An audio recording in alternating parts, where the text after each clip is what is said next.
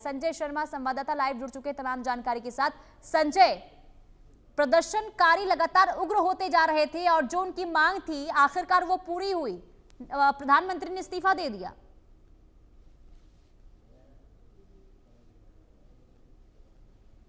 संजय की आवाज मिल पा रही है आपको? जी, आपकी आवाज आ रही है मुझे। संजय, केपी ओली ने इस्तीफा दे दिया है।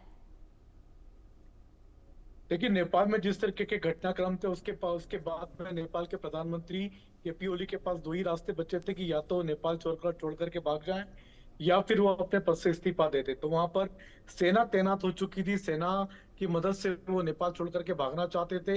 नेपाल के कई सारे मंत्री इस समय सेना की सुरक्षा में तैनात हैं और साथ ही साथ अभी भी उनको अपनी जान का खतरा सता रहा था और सेना अध्यक्ष का दबाव था प्रधानमंत्री केपी ओली पर कि वो अगर इस जन आंदोलन से बचना चाहते हैं तो सिर्फ और सिर्फ एक ही रास्ता है कि उनको अपने पद से इस्तीफा देना चाहिए। तो वहां की सेना की राय पर प्रधानमंत्री केपी ओली ने इस्तीफा दे दिया है और अब केपी ओली इस्तीफा देने के बाद में अब शायद जनता का आंदोलन शांत हो, क्योंकि हालांकि जो उन्होंने घोषणा की थी सोशल मीडिया पर बैन की, वो बैन वो भले ही वापस ले लिया गया, लेकिन ये जन आंदोलन की शक्ल ले चुका है। आंदोलनकारी काफी काफी हिंसक हो चुके हैं और कई कई जगहों पर से हिंसा की खबरें भी आई हैं।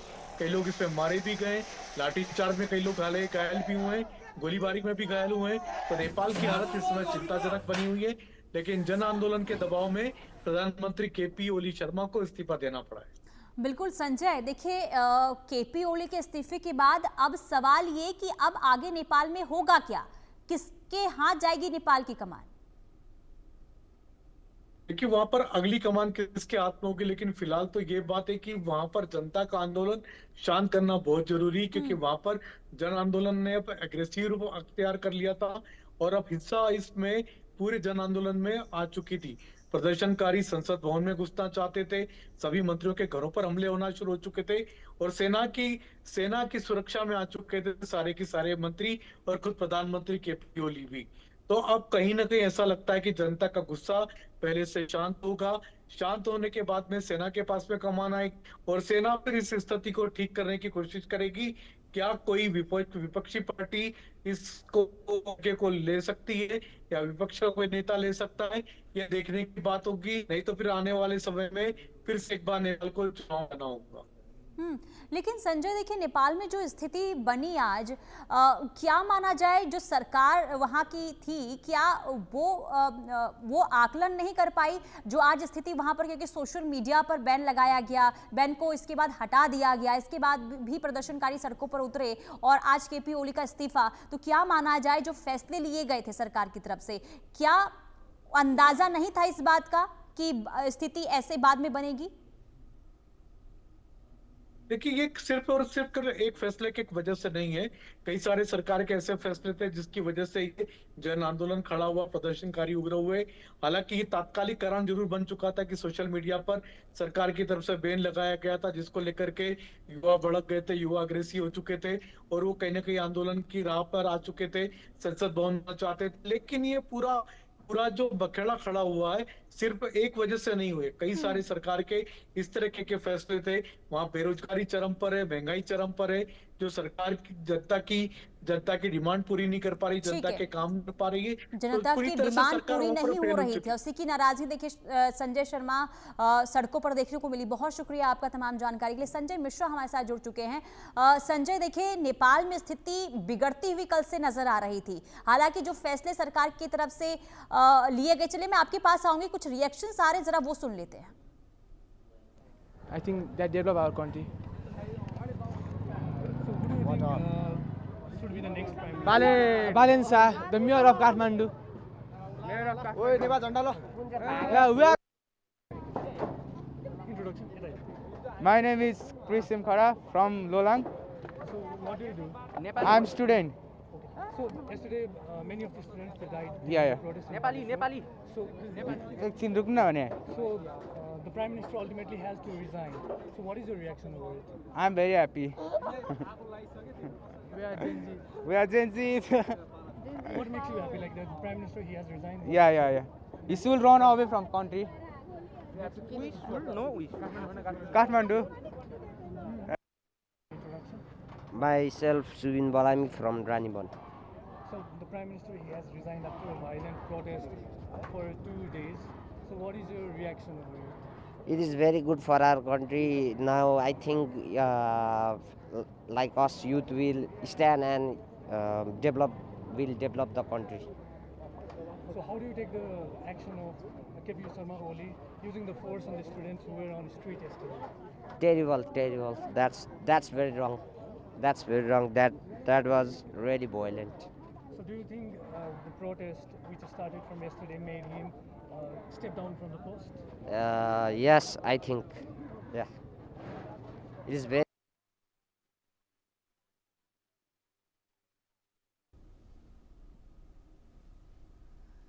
और संजय मिश्रा के पास चलते हैं। संजय मिश्रा के पास जाएंगे, लेकिन उससे पहले देखिए ओली का इस्तीफा सामने आ चुका है। सोशल मीडिया बैन के खिलाफ जिस तरीके से बगावत यहाँ पर युवाओं की देखने को मिली, और इसके बाद ये जो विरोध है उसने जन आंदोलन का रूप ले लिया, और ये आंदोलन इतना ज़्यादा उग्र हुआ कि प्रधानमंत्री केपी ओली को पद से इस्तीफा देना पड़ा। ये बड़ी खबर सामने आ रही है। प्रधानमंत्री केपी ओली ने अपने पद से इस्तीफा दे दिया। इससे पहले कई मंत्री इस्तीफा दे चुके थे, और आज केपी ओली ने इस्तीफा दे दिया क्योंकि उन्हें डर था कि कहीं जो प्रदर्शनकारी हैं वो उनकी आवाज़ तक ना पहुंच जाए, क्योंकि इससे पहले भी कई मंत्रियों की आवाज़ तक वो पहुंचे, राष्ट्रपति के आवाज़ तक भी वो पहुंचे, वहां पर भी ज़बरदस्त तरीके से तोड़फोड़ की गई। कल संसद परिसर में किस तरीके से हंगामा और वहां पर तोड़फोड़ की गई वो तस्वीरें भी हमने देखी। संजय मिश्रा हमारे साथ जुड़ चुके हैं। संजय, प्रधानमंत्री केपी ओली का इस्तीफा अब सामने आ चुका है, क्या माना जाए, अब स्थिति कंट्रोल में हो जाएगी?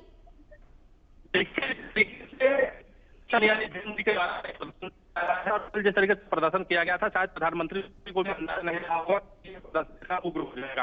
हालांकि कल प्रदर्शनकारियों को रोकने के लिए जरूर गोलियां चलाई गई, जिसमें कई प्रदर्शनकारियों की मौत भी हुई।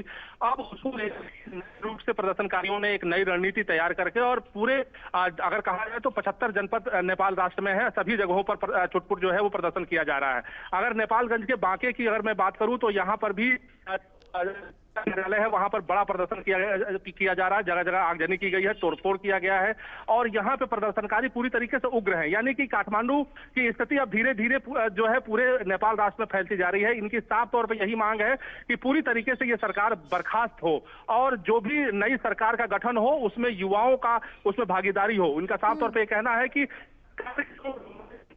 जो लोग हैं वो खुद बताते हैं कि जो है हम पब्लिक के अनुमान है, लेकिन जो उनके कारिंदे हैं जिस तरीके से उनकी कमाई है उसको बचाने के लिए सोशल मीडिया पर बैन किया गया है। यही वजह है कि ये लोग बड़े पैमाने पर प्रदर्शन कर रहे हैं, और इतनी है कि सरकार जो है वो बर्खास्त हो और नई सरकार का गठन हो, उसमें नव युवाओं की भागीदारी की जाए। जी नहीं, अब तो केपी ओली ने इस्तीफा दे दिया है, तो अब वहां से क्या कोई अपडेट सामने आ रही है कि अभी धीरे धीरे हालात में सुधार हो रहा हो? देखिए, जिस तरीके से अभी प्रदर्शनकारी जो थे वो राष्ट्रपति आवास तक पहुंच गए थे। केपी ओली ने जो है इस्तीफा दे दिया है। जानकारी के मुताबिक जिस तरीके से कहा जा रहा है कि केपी ओली जो है वो नेपाल राष्ट्र छोड़ करके और किसी दूसरे देश में भी जा सकते हैं। हालांकि पूरी तरीके से जो प्रदर्शनकारी हैं वो पूरी तरीके से तैयार हैं, उन्होंने जगह जगह घेर रखा है, लेकिन कहीं न कहीं पूरी जो सेना के जो जवान है वो प्रदर्शनकारियों को समझाने में जरूर जुट रही है कि जो इनकी मांगे थी वो धीरे धीरे पूरी हो रही है। पहले गृह में इस्तीफा हो गया, उसके बाद स्वास्थ्य मंत्री ने इस्तीफा दे दिया, अब केपी ओली शर्मा जो प्रधानमंत्री हैं उन्होंने भी इस्तीफा दे दिया। यानी साफ तौर पे कहा जा सकता है कि धीरे धीरे ये शाम तक कई मंत्रियों के इस्तीफे की जो है वो खबर जो है निकल करके बाहर आएगी। ऐसे में इनके जो प्रदर्शनकारी हैं उनकी साफ तौर पे जो डिमांड है, जो उनकी मांग है, उसको देखते हुए लगातार जो है वो इस्तीफे का दौर इस समय जरूर चल रहा है। लेकिन इनका साफ तौर पर कहना है कि कल जिस तरीके से बर्बरता करते हुए गोलियां चलाई गई हैं वो इस्तीफे से पूरी नहीं होंगी, उसका खामियाजा सरकार को भुगतना होगा। नहीं, खामियाजा भुगतना पड़ेगा तो अब क्या अभी हालात और भी बिगड़ने की संभावना है क्या नेपाल में? देखिए, जिस तरीके से हालात उग्र हैं, मैं नेपालगंज के नेपाल बांके जिले में हूं और इस समय नेपालगंज वीपी चौक पर जिस तरीके से स्थिति है, यानी साफ तौर पे कमोबेश स्थिति इसी तरीके से काठमांडू में भी है, इसी तरीके से पोखरा में भी है। यानी साफ तौर पे कहा जा सकता है कि स्थिति जो है वो सामान्य नहीं हो रही है, बेहद असामान्य होती चली जा रही है। ऐसे में सेना के जो जवान हैं वो समझाते हुए नजर आ रहे हैं, क्योंकि कल जिस तरीके से गोलियां चली थी, ऐसे में सेना के जवान बिल्कुल नहीं चाहते हैं कि अब कोई हताहत हो। जो पुलिस है वो कतई नहीं चाहती है कि लाठीचार्ज करना पड़े, लेकिन उसके बावजूद अगर प्रदर्शनकारी अगर नहीं मानते हैं तो निश्चित तौर पर पुलिस को अपने हाथ में कानून लेना पड़ेगा।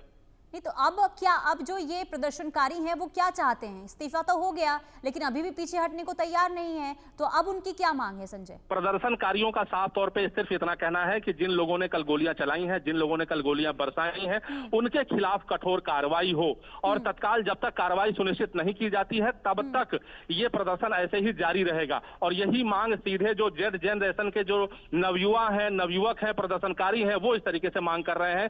देखना ये होगा कि कितनी जल्दी इस पे कार्रवाई होती है और कब ये प्रदर्शन थमता है। जी। लेकिन संजय, जो अभी स्थिति बनी, जो घटनाक्रम हमने नेपाल में देखा, इसके बाद अब क्या समझा जाए? आगे क्या देखने को नेपाल में मिल सकता है? देखिए, जो घटनाक्रम कल से आप देख रही हैं और आज 5वां दिन हो गया है, 5वें दिन हालांकि दबाव के बाद स्थिति सामान्य नहीं है। जिस तरीके से मांग जेड जनरेशन के द्वारा कि इसमें जिन लोगों ने गोली चलाई है वो चिन्हित किए जाए, उनके खिलाफ और जिस स्थितियां असामान्य हो रही हैं ये ऐसी ही चलती रहेंगी। फिलहाल इस तरीके से युवाओं में जो जोश देखा जा रहा है, जो आक्रोश देखा जा रहा है, ये कहा जा सकता है कि स्थिति अतिशीघ्र जो है वो वाली है। सरकार क्या नई रणनीति तैयार करती है।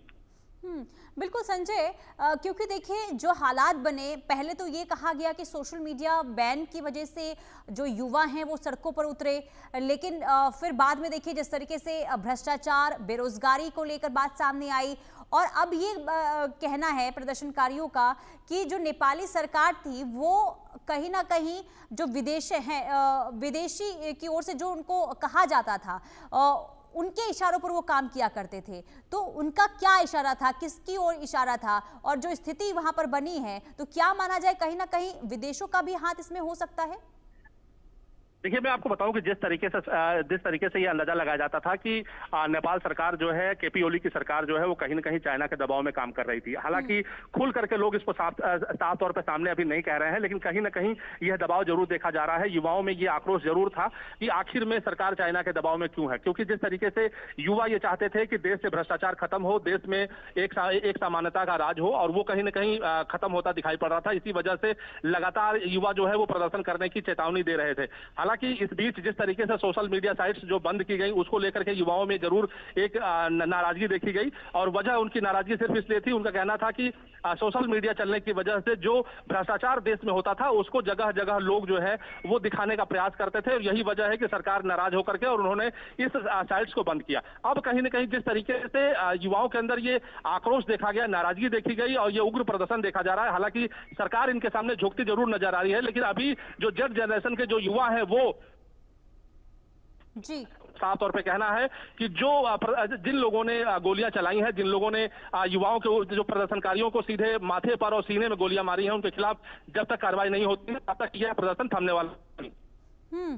तो अभी क्या समझा जाए, क्योंकि नेपाल में क्योंकि देख रहे हैं हम कि अभी भी जो प्रदर्शनकारी हैं वो पीछे हटने को तैयार नहीं है, जो आपने जानकारी दी है, तो अब आगे नेपाल की परिस्थिति के हिसाब से आगे क्या समझा जाए, क्या हो सकता है? खास करके अगर हमें भारत के लिहाज से देखें तो क्या भारत पर भी कहीं ना कहीं इसका असर हो सकता है क्या संजय?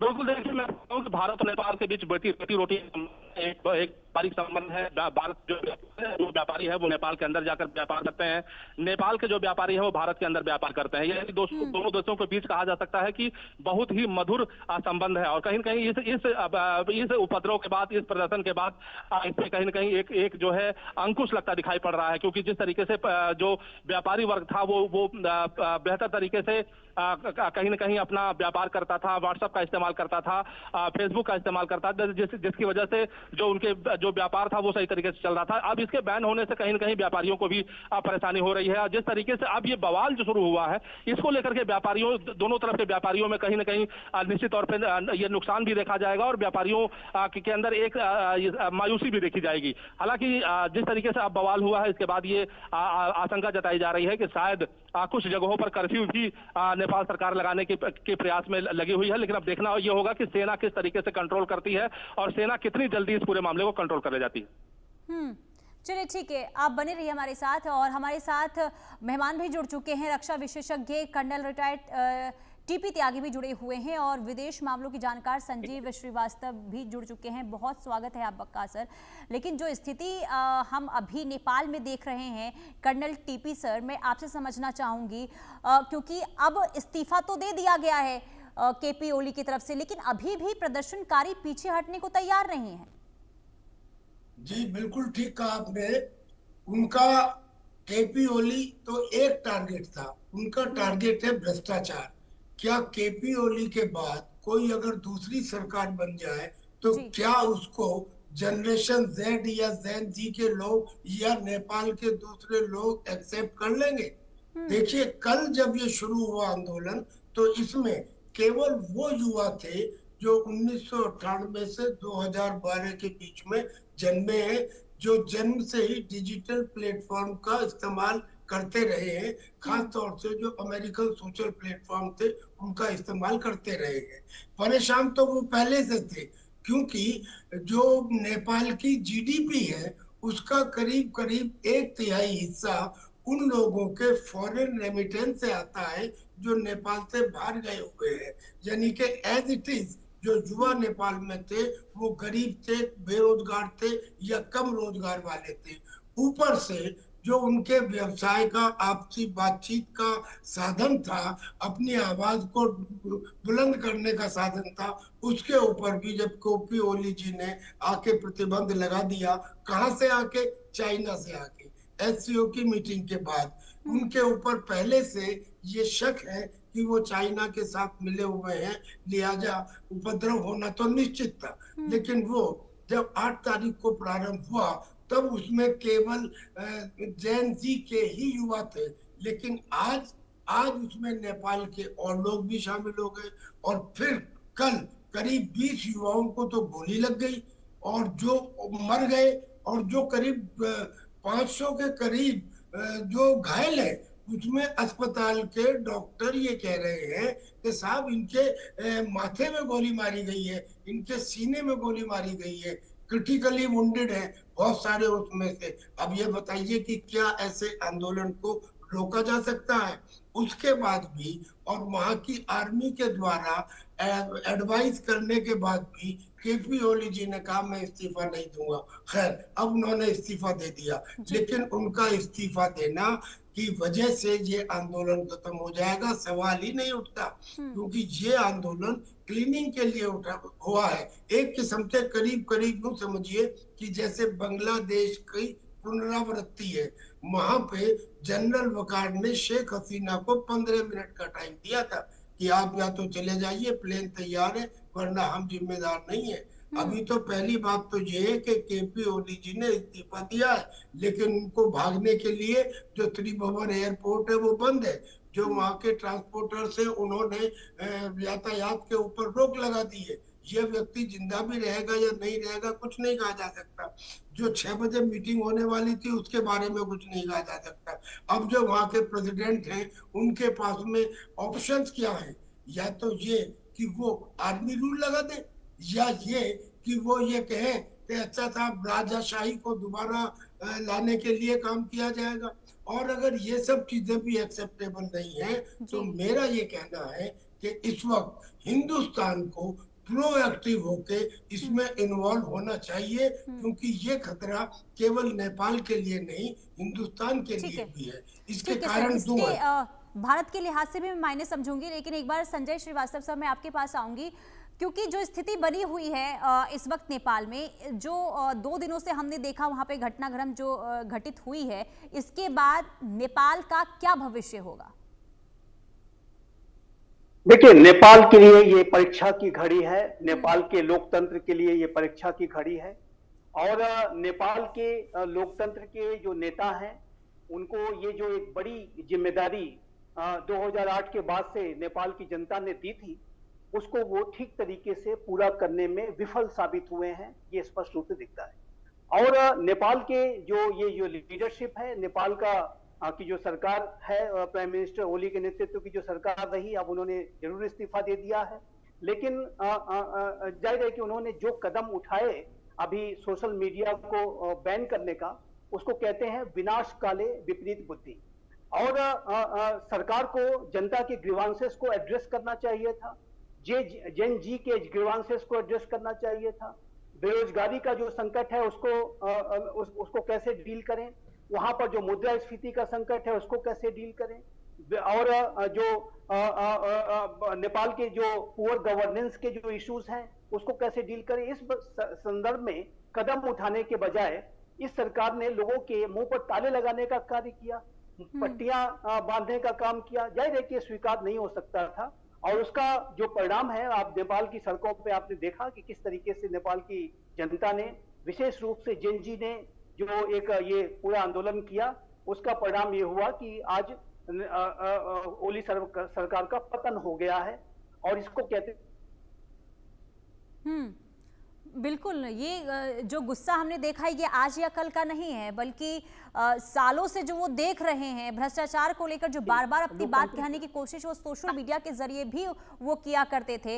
हालांकि बाद में सोशल मीडिया बैन किया गया, तो अब वो कहा जा रहा है कि उनका गुस्सा जो है सोशल मीडिया के बहाने ही सही वो अब फूटा। इसके बाद ये नतीजा अब नेपाल का हुआ है। कर्नल त्यागी सर, मैं आपके पास आऊंगी और जरा ये समझाइए, क्योंकि देखिए हमने देखा है कि, ठीक है सर मैं आपके पास जाऊंगी, लेकिन एक बार फिर से ये तस्वीरें, लाइव तस्वीर सामने आ रही है, ये नेपाल की तस्वीर हम आपको दिखा रहे हैं, जहां किस तरीके से देखिए वहां पर हालात बने हुए हैं।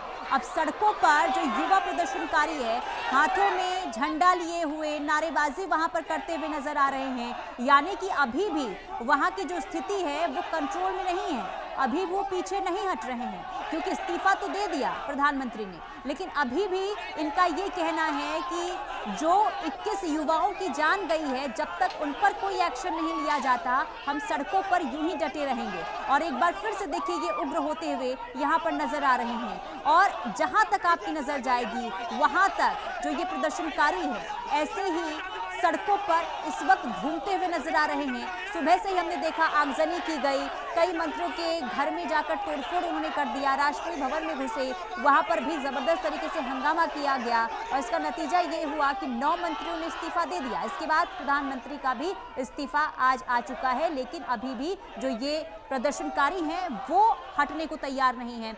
कर्नल टीपी त्यागी सर, जरा ये समझाइए, क्योंकि देखिए हमने देखा है सिर्फ नेपाल ही नहीं, यानी कि भारत के जो पड़ोसी देश है, खास करके हमने श्रीलंका की स्थिति भी देखी, हमने बांग्लादेश की स्थिति देखी, और अब नेपाल की हम स्थिति देख रहे हैं, तो भारत इसे किस तरीके से देख रहा है, और जो स्थिति इन तीनों ही देशों में हुई इसका असर भारत पर कितना आप समझ रहे हैं सर? देखिए, भारत किस स्थिति से देख रहा है, किस नजर से देख रहा है, ये तो मैं नहीं कह सकता, लेकिन भारत को किस नजर से देखना चाहिए उसमें 2 पहलू बताना चाहता हूँ।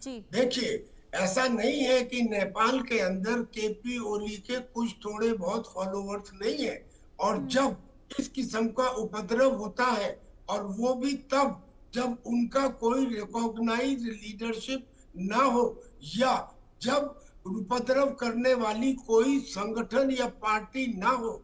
ये तो जैन जी के युवा थे, आज बेशक नेपाल के और लोग मिल गए, लेकिन अलावा सुडान गुरुंग के कोई दूसरा नेता या बड़ा आदमी सामने नहीं आया है। इसका मतलब ये हुआ कि ऐसी स्थिति में किसी भी चीज को उछाला जा सकता है, यानी क्या ये पॉसिबल नहीं है कि ऐसे में केपी ओली का जो हमेशा से स्टैंड रहा है एंटी इंडिया सेंटीमेंट, यानी कि हिंदुस्तान के खिलाफ किसी बात को उठा के प्रोपेगेंडा कर दिया जाए, उठा दिया जाए, और फिर ऐसे में एक आदमी ने कहा, फिर 2 ने कहा, फिर सारे लोग कहने लगते हैं, यानी कि ये एक हो सकता है, ऐसा नहीं कि होगा। और बुद्धिमत्ता ये कहती है कि हमें पहले से खतरे को ढूंढ लेना, सूंघ लेना चाहिए। दूसरा, अगर वहां पे तख्ता पलट होता है, जो अब निश्चित हो गया क्योंकि केपी ओली जी ने इस्तीफा दे दिया, 9 अन्य उन्होंने इस्तीफा दे दिया, राष्ट्रपति भवन जला दिया गया, संसद भवन जला दिया गया, उनके मिनिस्टर्स के घर जला दिए गए, केपी ओली के घर के सामने है, त्रिभुवन एयरपोर्ट के ऊपर फ्लाइट नहीं चल रही है, सड़कों के ऊपर ट्रांसपोर्ट बंद कर दिया गया है, और जो बड़े बड़े होटल से उनमें आग लगाई जा रही है। ऐसी स्थिति के अंदर अगर गृह युद्ध जैसे हालात या एब्सोल्यूट इनस्टेबिलिटी हो जाती है तो नेपाल में एक वैक्यूम क्रिएट हो जाएगा, व्यवस्था का वैक्यूम, और व्यवस्था के वैक्यूम को भरने के लिए फिर जो फॉरेन पावर से वो आएंगी। हम देख ही रहे हैं कि अमेरिका और चाइना के बीच में नेपाल के ऊपर तनातनी है, और अगर फॉरेन पावर्स में आती हैं तो क्या गारंटी है कि वो हिंदुस्तान के लिए फ्रेंडली होंगी, क्योंकि वैसे ही हिंदुस्तान की अप्रत्याशित प्रगति से, डेवलपमेंट से और 7.5% की जीडीपी इंक्रीज से अमेरिका की डीप स्टेट को तकलीफ होने लगी है। वो कहते हैं कि उभरी हुई ताकत से उभरती हुई ताकत ज्यादा खतरनाक होती है, यानी कि चाइना प्रतिद्वंदी हो सकता है, लेकिन हिंदुस्तान आने वाले समय में जिस तेज गति से उभर रहा है ये बड़ा प्रतिद्वंदी हो सकता है। लिहाजा जो उनकी पॉलिसी रही है निप इन द बट, यानी कि कली को फूल बनने से पहले मसल दो, उनमें कमजोर कर दो, और उनको कमजोर करने का एक नहीं बहुत रास्ता है, और जिनमें एक रास्ता ये है कि जिस देश को कमजोर करना हो उसके आसपास के देशों में इंस्टेबिलिटी क्रिएट कर दो। अब आप डॉट्स को जोड़िए, क्या अराकान आर्मी म्यांमार में ऐसा नहीं कर रही? क्या बांग्लादेश में सेंट मार्टिन के नाम पे शेख हसीना की सरकार को नहीं गिराया गया?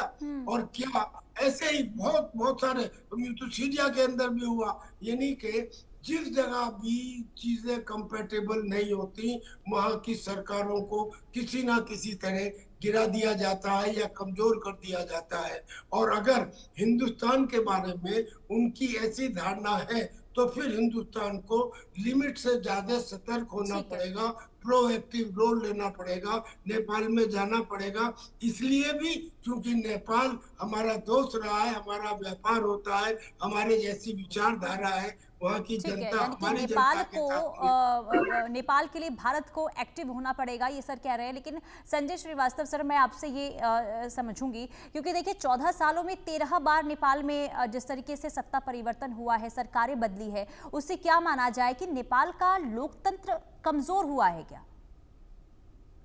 देखिए, जैसा कि मैंने कहा कि नेपाल के लोकतंत्र के जो जिम्मेदारी लिए हुए नेता हैं, चाहे वो कम्युनिस्ट पार्टी की ये सरकार हो या नेपाली कांग्रेस हो, अन्य जो दल हो, सभी अपने अपने दायित्वों को पूरा करने में विफल साबित हुए हैं। ये नेपाल के नेताओं के लिए आत्म चिंतन, आत्म मंथन का, सेल्फ इंट्रोस्पेक्शन का भी समय है। परीक्षा की घड़ी तो है ही, लॉ एंड ऑर्डर की सिचुएशन को तो तात्कालिक रूप से उन्हें एड्रेस करना ही होगा, लेकिन यह विचार करना होगा कि क्या उन्होंने लोकतंत्र की जो जिम्मेदारी को ठीक तरीके से निभाया है? क्या वो अपनी आपसी सत्ता की लालच में उन्होंने नेपाल का जो बंटाधार तो नहीं करने की तरफ कदम बढ़ा दिए हैं? ये उनको विचार करना होगा। सर्वदलीय बैठक यदि होती है तो ये अच्छा होगा कि सर्वदलीय बैठक की जाए और इसके ऊपर विचार किया जाए। लोगों के ऊपर, लोगों ने ये गुस्सा क्यों दिखाया है, सड़कों पर वो क्यों आए हैं? और जैसा कि मैंने कहा कि ओली सरकार ने जो विनाशकाली विपरीत बुद्धि वाली जो एक मति भ्रष्ट कोई व्यक्ति अगर हो जाता है, जैसे कदम उठाता है, तो वैसे कदम उन्होंने लोगों के ग्रीवांसेस को एड्रेस करने की बजाय लोगों के मुंह पर पट्टियां बांधने के लिए उन्होंने उठा लिए। तो ये तो, इससे तो समस्या हल नहीं होने जा रही। तो ये आपने बिल्कुल सही कहा कि नेपाल की जो 2008 के बाद मोनार्की के समाप्ति के बाद जो एक जिम्मेदारी मिली थी, एक लंबे संघर्ष के बाद लोकतंत्र का जो अवसर सामने आया था, उसको वहां के नेता खोते जा रहे हैं। ये जो अवसर है, ये बहुत बड़ा अवसर था। वो अपने राष्ट्र को एक नए तरीके से लोकतांत्रिक मूल्यों के आधार पर बना सकते थे, और भारत तो उसमें उनको पूरी मदद हमेशा से करता रहा है, आज भी भारत मदद करेगा। ये जो स्थितियां हैं, इसमें आपने जो प्रश्न पूछा है त्यागी साहब से, मैं अवश्य कहना चाहता हूं कि भारत और नेपाल के जो रिश्ते हैं, ये भारत के और नेपाल के सिर्फ आर्थिक और राजनीतिक और सामरिक ही नहीं, बल्कि ये सामाजिक, सांस्कृतिक और आध्यात्मिक रिश्ते हैं। रोटी बेटी का रिश्ता है। और ये बहुत ही महत्वपूर्ण रिश्ता है। इसी वजह से मेरा भी ऐसा मानना है, ठीक है। मैं इंटरवेंशन तो मैं नहीं कहूंगा, लेकिन मैं मानता हूं कि भारत की सरकार को नेपाल को सलाहकारी भूमिका में रहते हुए उसको हर तरीके से अपना सपोर्ट देना होगा। और यदि सरकार वहां की कोई भारत से अपेक्षा करती है तो भारत ऐसी मदद करेगा। हमारी नेबरहुड फर्स्ट की पॉलिसी है और नेपाल के साथ तो हमारे बहुत ही खास और बहुत ही ठीक है, अब विशेष देखना यही संबंध होगा है। सर कि भारत का रुख आखिर क्या होता है। बहुत शुक्रिया कर्नल त्यागी सर और संजय श्रीवास्तव सर, आप दोनों का बहुत शुक्रिया जुड़ने के लिए और अपनी बात रखने के लिए। देखिए नेपाल में जो स्थिति बनी हुई है, अब आगे नेपाल में क्या होगा, हर एक जानकारी, हर एक अपडेट आप तक पहुंचाएंगे। लेकिन फिलहाल वक्त एक छोटे से ब्रेक का, ब्रेक के बाद फौरन हाजिर होंगे।